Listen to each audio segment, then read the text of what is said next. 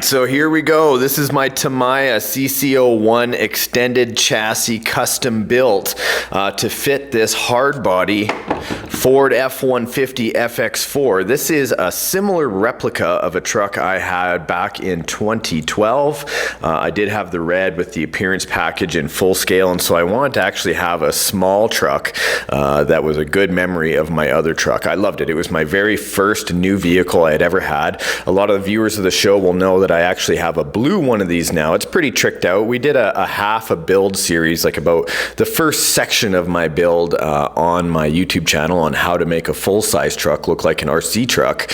And really I was going after a scale look. And so Addictive Desert Designs, I ended up on my full scale having the whole chase rack with spare tire, the matching running bars, as well as the front bumper. Now this is just all stock, of course, on this body, exactly the way I had my other truck. Now Mini-Me is actually a Mini-Me. This was sent to me by a company called Capo.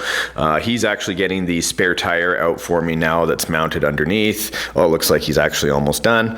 And so I'm able to go ahead and put in a bumper on the back. Now I wanted an all aluminum bumper, and this project has been nagging me for a while. Now the part I'm using is Z-SO579 aluminum bumper with the hitch. I don't even know if they carry this anymore. I've had this for about a year. I just haven't been able to get to the project, but it is so freaking cold outside right now. No RC is happening, especially in the minus 30 temperatures. You can either go Celsius or Fahrenheit there. They're both pretty much the same at that coldness. LiPo batteries die like that, so anything, you can't use them in that kind of cold. So, but today I'm gonna get in, have a look at how this bumper is mounted and see if I can get it mounted up properly so I can actually pull my trailer with RC quad on the back. So I've already removed the screws prior to filming, which makes it a little easier for me to move along. Here, I'll take these jack stands out. On my full-size truck, I did do the rear bumper as well, and so that was really the inspiration for starting to find these black aluminum pieces. So here we go. I know the bumper fits and looks pretty good there. I could leave the stock bumper on there, but I think I'm actually going to remove it. I don't want a double bumper look. It does fit quite nicely and is spaced out well, but who needs a double bumper? So I'm gonna have a look here. I already undid the screws for filming. Just pop the body off. The light kit is unplugged. With the tub style chassis, you can see here, I'll just move the body out of the way. Pretty cool. I wish I could access the inside of a full scale that quickly, but that's the appeal of the hobby for me as well. Tub style chassis. Here is the original chassis. Then on the bottom, with the back cut out of that chassis, we're able to put on some long rails right here with a leaf spring suspension, a steel drive shaft as well, so any kind of rear torque going to the wheels, I don't have to worry about twisting the splines or anything in the rear end. Not a lot of weight back here. In fact, I keep the battery up in the chassis compartment where it's supposed to be, using a 2-cell LiPo in here, which is about 7.4 volts, and everything in here is waterproof, so I can take it in the water.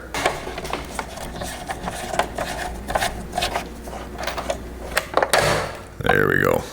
Let's do a dry fit to see how it's going to look. Right about, interesting. So it sticks out quite a bit. Why is that? This crossbar in the middle. Drill and tap? No, I have a better idea. I think what I'm going to do is remove this back plate right here. Come on. The screws are actually stripped out, so I'm gonna have to go ahead and use a cutting tool just to cut the bolts off.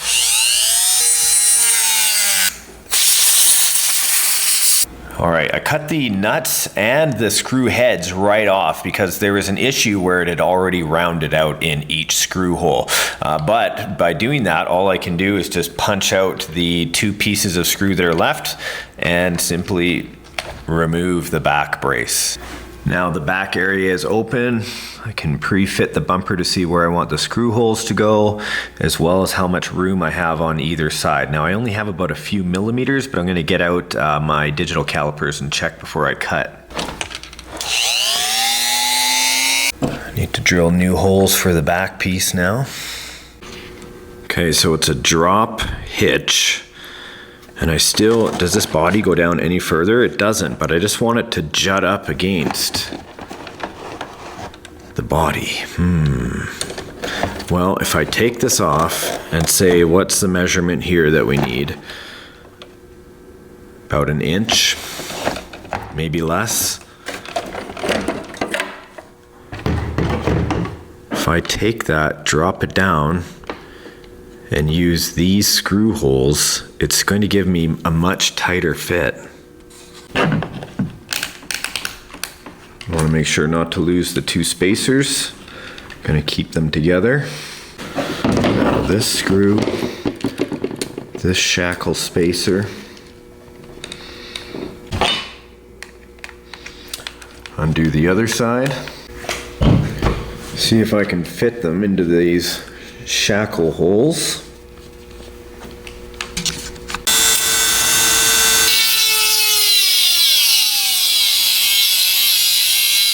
Okay, so I've moved ahead a little bit off camera here just so I could get some thinking done without having to film, and then I could show you what I've done.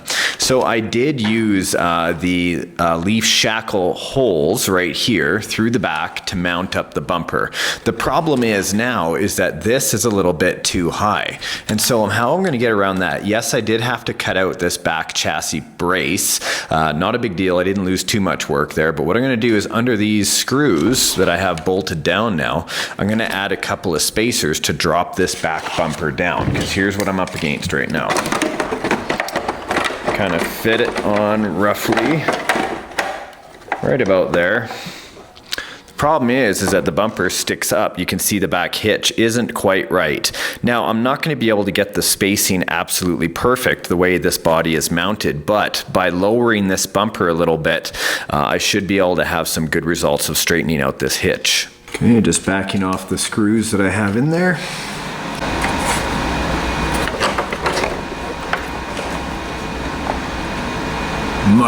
Much better. I'm liking that.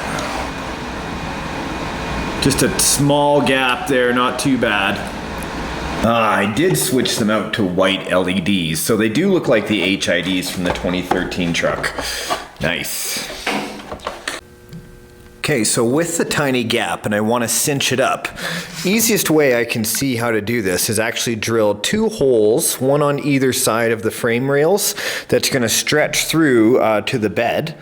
Just two easy to remove screws, and it should cinch it down on either side. Make sure it's lined up properly.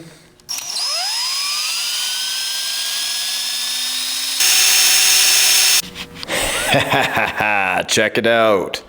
Now the gap is gone. That gap in the bumper right here is actually very standard when you put an aftermarket bumper onto a Ford F-150. Check it out in the back though. Everything's looking great, and with those two screws that I was able to put in, I can actually adjust, because there is two, one on either side of the frame rail, I can adjust how low that bed sits or how high that bumper comes to the back tail. Now remember, there is always a gap, because in a full-size truck, when you pull the tail down, it definitely needs some room to clear, so I've left that in there. So I replaced the dampers in the back with aluminum ones so it had a bit more spring to it. You can see my wheelbase is just slightly off, but what I can do is just move one of these dampers a little bit forward, and of course the whole axle will move forward as well. But overall it looks pretty good. The truck itself looks pretty good. Everything's mounted up, no rubbing. Let me see here, just turn the tires to make sure. Very nice. So I also, this back here is an adjustable hitch. So I unthreaded this bolt, moved the whole arm in, and flipped the mounting post up on top. The reason I did that is because my trailer is actually a bit of a gooseneck, and I can have it at fairly level like that, even though it's not focusing. You get the idea. And after, an hour, hour and a half of muddling around, now everything is sitting pretty nice and straight. Gooseneck trailer pulling nice and straight, well, generally, and the fit of the bumper is looking fantastic. I really like that. So with the dampers replaced in the back, gives me more spring in the leaf spring, and everything overall turned out great.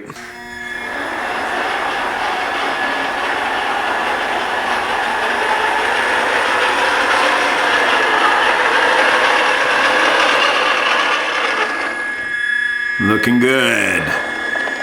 Suspension looks good. Bumper spacing looks good. Fantastic.